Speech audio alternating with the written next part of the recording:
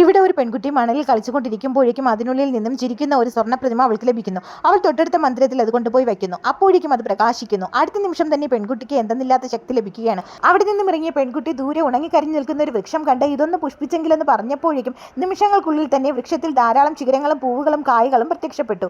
ഇത് കണ്ട പെൺകുട്ടി ഒരു കല്ലെടുത്ത് ഇതൊന്ന് സ്വർണ്ണക്കല്ലായെങ്കിലെന്ന് പറഞ്ഞപ്പോഴേക്കും പെട്ടെന്ന് തന്നെ അവളുടെ കയ്യിലിരുന്ന കല്ല് സ്വർണ്ണക്കല്ലായി.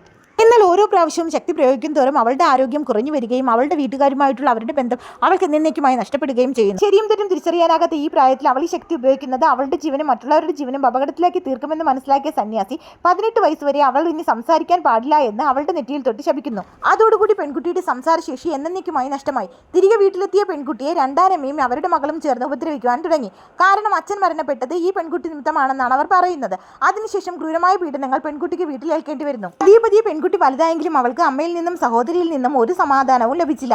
ഇരുവരും എല്ലാ കാര്യത്തിലും പെൺകുട്ടിയെ കുറ്റപ്പെടുത്തുവാനും പീഡിപ്പിക്കുവാനും തുടങ്ങി. മാത്രമല്ല ആരുടെ കയ്യിൽ നിന്നോ ധാരാളം പണം പറ്റി 4 വധുക്കൾ മരണപ്പെട്ട ഒരു യുവാവിനെ പെൺകുട്ടിയെ വിവാഹം കഴിച്ചു നൽകാനും തീരുമാനിക്കുന്നു. വീട്ടിൽ നിന്നും അനുഭവിക്കുന്നതിനേക്കാളും വലുതായി തനിക്കിനി ഒന്നും അനുഭവിക്കാനില്ല എന്ന് മനസ്സിലാക്കിയ പെൺകുട്ടി ആ കല്യാണത്തിന് സമ്മതിക്കുകയാണ്. വിവാഹത്തിനായി പെൺകുട്ടിയെ വരന്റെ വീട്ടിലേക്ക് പറഞ്ഞയക്കുമ്പോൾ പോലും അമ്മയും സഹോദരിയും പെൺകുട്ടിയെ മാനസികമായി പീഡിപ്പിക്കുകയായിരുന്നു.